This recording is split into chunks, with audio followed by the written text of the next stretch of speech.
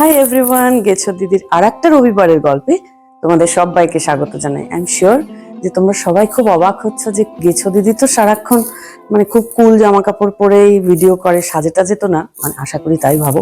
তো হঠাৎ করে এত সেজেগুজে কেন? তো আজকে আমাদের এই শীতকালের সিজনে আমার আজকে প্রথম বিয়ে বাড়ি। তো ইচ্ছে করলো একটা সাদা শাড়ি পরতে। ইউজুয়ালি শীতকালে সাদা শাড়ি পরি না, জানি না কেন ইচ্ছে করলো। আর এই আমার গলার হারটা খুব সুন্দর, আমার ফেভারিট, এটা আমাকে আমার বন্ধু পারমিতা দিয়েছিল। তো যাই হোক, যেটার জন্য ভাবছি যে আজকে একটা ভিডিও করব, আজকে নয়, মেবি কয়েকটা বিয়ে বাড়ি মিলিয়ে একটা ভিডিও করার ইচ্ছে আছে।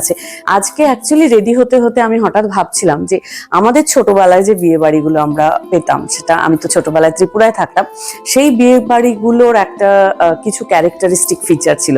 আর এখনকার যেগুলো শহুরে বিয়ে বাড়ি, তার আবার আর এক রকমের বৈশিষ্ট্য আছে। তো দুটোই, কোনোটাই খারাপ ভালো কিছু নয়, কিন্তু আমার মনে হচ্ছিল যে আজকে রেডি হতে হতে কোনো একদিন তোমাদের সঙ্গে ছোটবেলার দু একটা গল্প কিন্তু করলে খারাপ হয় না। তো আজকে সেটাই প্ল্যান আছে। তো আপাতত সেজে গুজে যাচ্ছি, বিয়ে বাড়িতে খাবার প্ল্যান আছে প্রচুর। সঙ্গে তোমাদের এখন বিয়ে বাড়িটা কেমন হয় সবাই জানো, তবুও মনে হলো যে আজকে একটু দেখাই। তো দেখানোরও ইচ্ছে আছে, যদি ভিডিও তোলাটা যায় সেটাও জিজ্ঞেস করে নেব। তো এই হচ্ছে প্ল্যান, দেখা যাক আজকে রবিবারের গল্পটা একটু অন্যরকম হয় কিনা। এখনকার বিয়ে বাড়ির এন্ট্রিগুলো কিন্তু ফ্যান্টাস্টিক হয়। এই বিয়ে বাড়িতে যেমন এই ওপরে ফ্রিল দেওয়ার মতন একটা ডিজাইন করেছিল, এত সুন্দর দেখতে লাগছিল। বাই দ্য ওয়ে, আজকের বিয়ে বাড়িটা শুকুর বন্ধুর মেয়ের বিয়ে। কি মিষ্টি লাগছিল, লাল বেনারসি পরেছিল আর খুব সিম্পল সাজগোজ। খাওয়া তো অসাধারণ ছিলই, এবং এই বিয়ে বাড়িতে অন্যান্য ফ্যান্টাস্টিক সব মেনুর মধ্যে আমার যেটা দারুণ লেগেছে, ইনফ্যাক্ট এই সিজনের সবচেয়ে ভালো লেগেছে, সেটা হচ্ছে মাটন বিরিয়ানি। মাটন বিরিয়ানিটা দারুণ হয়েছিল, সঙ্গে ফিশ ফ্রাই, চিকেন চাপ তো ছিলই, কিন্তু আমি চিকেন চাপটা এত খেতে ভালোবাসি না। বিরিয়ানিটা একদম গুছিয়ে খেয়েছি। আর শীতকালের বিয়ে বাড়িতে মিষ্টি কিন্তু দারুণ হয়, তাই না? বেশ নলেন গুড়ের মিষ্টি, সন্দেশ, নানান কিছু আমার খেতে দিব্যি ভালো লাগে। আর এই বিয়ে বাড়িতে আর একটা যেটা ভীষণ সুন্দর লাগছিল, সেটা হচ্ছে একদম সামনে বসে সানাই বাজাচ্ছিলেন অনেকে, এবং তারা দারুণ বাজাচ্ছিলেন। সব মিলিয়ে আবহটা দারুণ ছিল।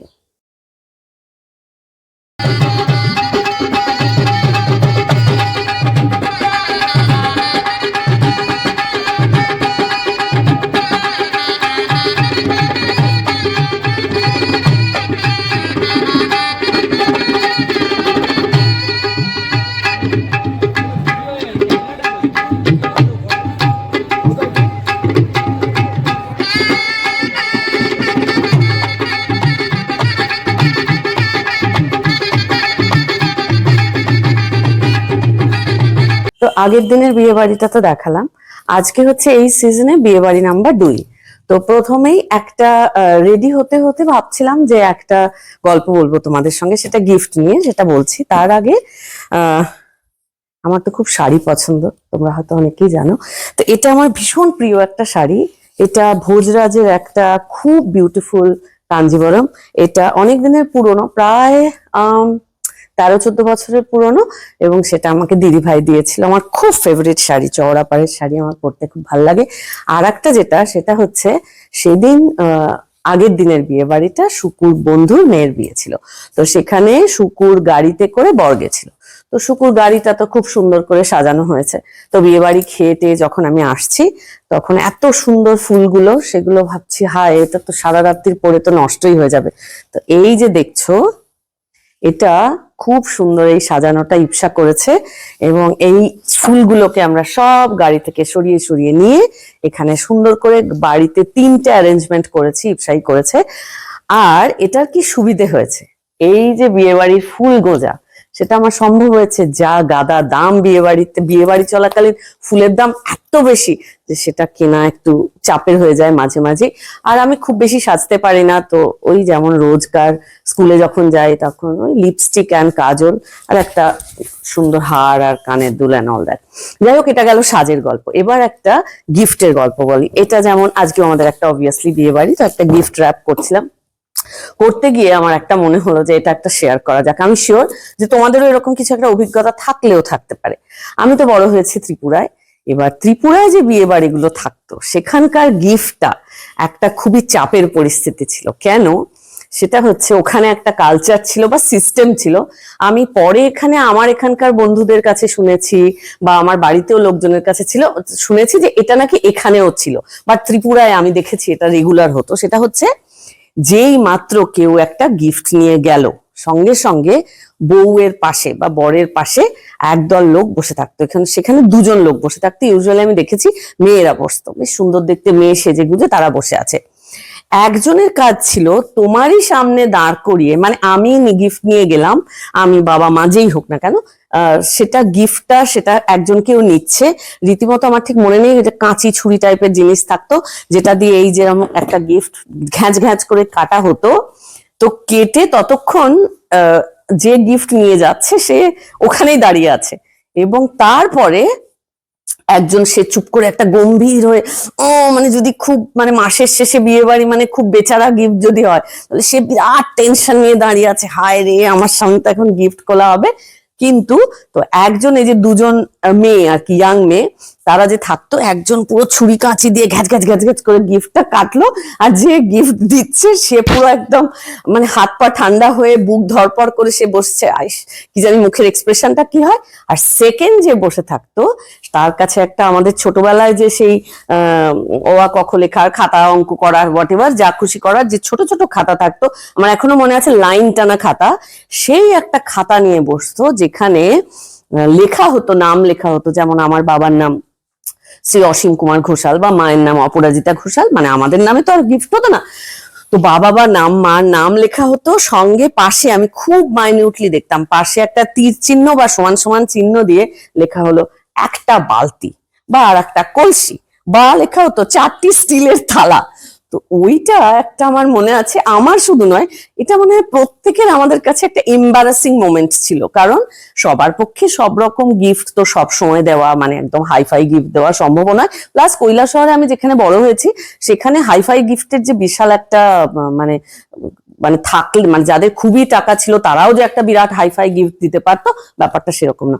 তো এখন মানে সেকালের বিয়ে বাড়ি যদি বলি, আমি এখন খুবই বুড়ি, তো আমার ছোটবেলার বিয়ে বাড়ি থেকে এখন কিন্তু বিয়ে বাড়ির গিফটের অনেকটা চেঞ্জ হয়েছে। সেই গল্পটাই ভাবলাম বিয়ে বাড়ির মরশুমে একটা শেয়ার করা যাক।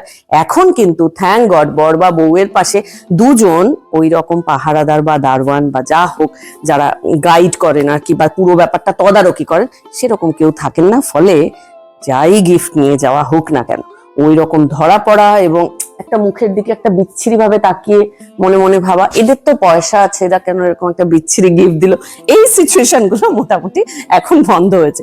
তো ভাবলাম সেকেন্ড বিয়ে বাড়িটা যাওয়ার আগে সাজুগুজুটাও তোমাদের দেখিয়ে দিই আর একটা গিফটের গল্প করে দিই। তো এখন আর বকবক না, বেশ খিদে পেয়েছে, আমি সন্ধ্যেবেলা 7:30টার মধ্যে ডিনার খেয়ে নিই, তো এখন 7:30 বেজে গেছে, I am extremely hungry. Bye bye, বিয়ে বাড়িতে দেখা হবে। আমি ত্রিপুরাতে ক্লাস 10 অব্দি ছিলাম, মাধ্যমিক দিয়েছি ওখান থেকে। তখন তো অবশ্যই এই বুফে টুফের কোনো গল্পই ছিল না, পুরোটাই ছিল বসে খাওয়ার। এবং ওই কোথায় বসা হবে, আগের জন যখন খাচ্ছেন তখন লিটারেলি লোকে কিন্তু পেছনে দাঁড়িয়ে থাকতো, যে উঠলেই তারপরে ঝাঁপিয়ে সেই সিটে বসে যাবে। আজকের বিয়ে বাড়িটায় ওরকম আমি একদম পুরোনো দিনের একটা আবহ পেয়েছিলাম। শুনলাম ছেলের বাবা চেয়েছেন সবাইকে বসে খাওয়াতে, তাই এই যে দেখছো তোমরা, এটা সত্যিকারের পুরো ব্যাচটাই কিন্তু বসে খাওয়ানোর ব্যবস্থা ছিল, কোনো বুফের ব্যবস্থা ছিল না। তো একটুখানি দেরি হচ্ছিল বটে, কিন্তু সব মিলিয়ে আমার সত্যি মনে হচ্ছিল ত্রিপুরার বিয়ে বাড়িতে ফিরে গেছি। আমি যেখানে পড়াই যাত্রাগাছি গ্রামে, সেখানে বসে খাওয়ার ব্যবস্থা থাকে বটে, কিন্তু কলকাতা শহরের বুকে এরকম বসে খাওয়ানো কিন্তু চট করে খুব একটা হয়ে ওঠে না। সব মিলিয়ে খাবার দাবার তো দারুণ ছিল, প্লাস এরকম পাত পেরে বসে যত্ন করে খাওয়ানো, ইট ওয়াজ ফ্যান্টাস্টিক।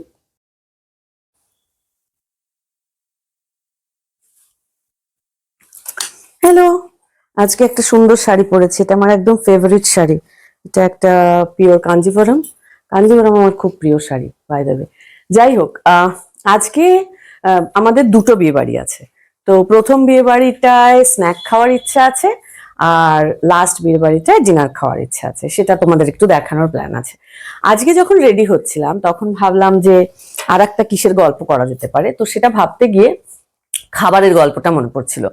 সেটা হচ্ছে আমাদের ত্রিপুরায় তো যেমন প্যান্ডেল হতো, খুব ওটা মনের কাছের এবং ভীষণ ভালোবাসার। এখনো ভাবলে মনে হয় কতদিন ত্রিপুরার কোনো বিয়ে বাড়িতে খাইনি। তো ত্রিপুরার বিয়ে বাড়িতে যেমন প্যান্ডেল করা হতো সেটা তো আছে, বসে খাওয়ানো অবভিয়াসলি।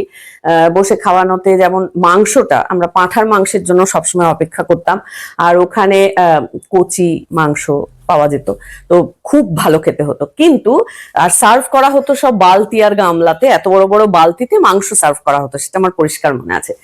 এবার আমরা সবসময় চাইতাম যে প্রথমের দিকে যাতে আমরা খেতে পারি, কারণ না হলে শেষের দিকে একদম বিরাট, যারা সার্ভ করতো তারা বিরাট ঘাঁটতো, ঘেটে টেটে একটা মানে বিচ্ছিরি অবস্থা করতো, তো সেটা আমার খেতে ভালো লাগতো না। তো সেজন্য ভাবতাম প্রথম দিকে করে ফেললে ভালো হতো আর কি। যাই হোক, তো আমার মনে আছে ত্রিপুরায় তো সব রকম ওই রকমই খাবার হতো, ভাত ডাল তরকারি এর সমস্ত টাইপের মেনু। একবার একটা প্রথম আমার বন্ধু, ওর নাম নিঠু, নিঠুর বাড়িতে প্রথম একটা কলকাতার মতন মেনু হলো। তো কলকাতার মতন মেনুটা বলতে যেমন প্রথম আমার জীবনে মনে আছে কলকাতাতেও যখন আমরা আসতাম আর কি ছুটি ছাটাতে, তখনও কিন্তু আমি ভেটকি মাছের পাতুরিটা সামহাও কোথাও খাইনি।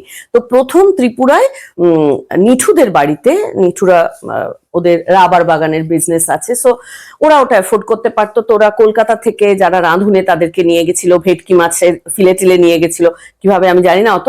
কিন্তু প্রথমবার যখন ওই কলা পাতায় মোড়ে ভেটকি মাছটা খাওয়া হলো এবং সার্ভ করা হলো, সেখানে ফ্রাইড রাইস ছিল ইনস্টেড অফ ভাত, ফ্রাইড রাইস ছিল, কষা মাংস ছিল, ভেটকি মাছের পাতুরি ছিল, সবাই একদম ভীষণ বিরক্ত। এটা কি একটা কলা পাতার মধ্যে, এটা কি? আর ভেটকি মাছে তো যেমন যারা খায় না, আমার মা যেমন ভেটকি মাছ খান না, তো ওটাতে একটু গন্ধ লাগে, তো people were not happy at all. আমরাও খুশি ছিলাম না, দূর কি একটা, ওরকমই তো হতো, তো বাগের গুলো তো ভালো ছিল এরকম। তো যাই হোক, এবার আমার বিয়ের সময় আমার বউ ভাতে, আমাদের এই বাড়িতে আমার শ্বশুর বাড়ির নিয়ম হচ্ছে বিয়ের অনুষ্ঠান, কোনো মুখে ভাতের অনুষ্ঠান, এগুলোতে করা যাবে না, মাংস করা যাবে না, তো 3-4 রকমের মাছ হবে। তো মাছের মধ্যে একটা অবভিয়াসলি ছিল ভেটকি মাছের পাতুরি। তো আমার বালুরঘাট বাড়ি থেকে আমার মামা বাড়ির সবাই এসছেন, আমার শ্বশুর বাড়িতে আর কি যেমন হয় বউ ভাতে এসছেন, তো সেখানে আবার সেই ভেটকি মাছের পাতুরি, তো আবার কলা পাতা খুলে টুলে ইত্যাদি। এবং ওরাও সম্ভবত তার আগে, আমি ঠিক জানি না, বোধহয় এর আগে ওদেরও এত কলা পাতায় ভেটকি মাছের কনসেপ্টটা, পাতুরির কনসেপ্টটা বোধহয় আমার মামা বাড়ির লোকজন এর আগে কখনো খায়নি বা এরকম হবে। তো সবাই ভীষণ বিরক্ত, পরে এটা নিয়ে সুকু যেমন ভীষণ হাসাহাসি করে, তো ওরা প্রথমে বলতেও পারছে না, তখন বলল যে শুনলাম সল্ট লেকে বাড়ি, হয়তো আশা ছিল খুব ভালোই খাওয়াবে, কিন্তু কি যে একটা খাওয়ালো সেটার মধ্যে একদম কলা পাতায় মোড়া ইত্যাদি প্রভৃতি। তো আজকে যখন আবার রেডি হচ্ছিলাম, তো ভাবলাম তোমাদের সঙ্গে একটা বিয়ে বাড়ির গল্প শেয়ার করব, তখন আমার ভেটকি মাছের পাতুরির গল্পটা মনে হলো, এবং মনে হলো এই দুটো পাতুরি, প্রথমটা ত্রিপুরায় খাওয়া এবং তারপরে আমার বাড়ির লোকেদের এক্সপ্রেশন এই বাড়ির ভেটকি মাছের পাতুরি নিয়ে, সেটা তোমাদের সঙ্গে শেয়ার করব। আপাতত বকবক শেষ, বিয়ে বাড়িতে যাব, বিয়ে বাড়িটা কেমন হচ্ছে সেটা তোমাদের সঙ্গে শেয়ার করব।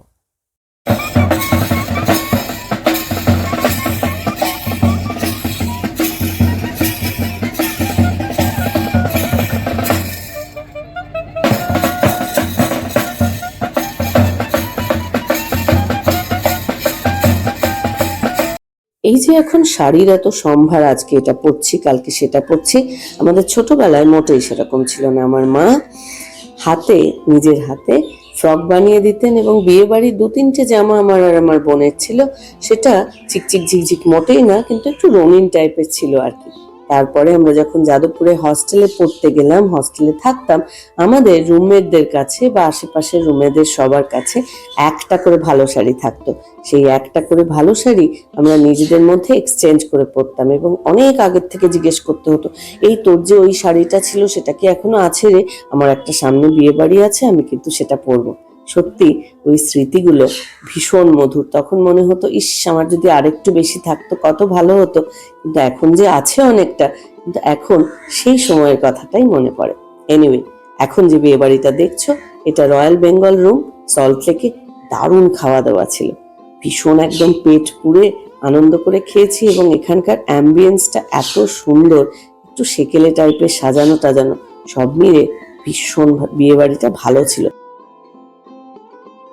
বিয়ে বাড়িতে গাদা খেয়েটে ফিরে এসেছি, প্রচন্ডই পেট ভর্তি। যাই হোক, তো আমি এই শীতকালের বিয়ে বাড়ি নিয়ে একটু অন্যরকম একটা ভিডিও করার চেষ্টা করলাম। একটু অন্যরকম, আমি যেরকম করি সেরকম নয়। আশা করি তোমাদের ভালো লেগেছে। তো আজকের মতন রবিবারের গল্প এখানেই শেষ হচ্ছে। এর পরের রবিবারে আবার অন্য কোনো একটা গল্প নিয়ে নিশ্চয়ই তোমাদের সঙ্গে দেখা হবে। ততক্ষণের জন্য bye bye everyone, take care. সবাই ভীষণ ভালো থেকো আর ভালো রেখো সবাইকে। বাই।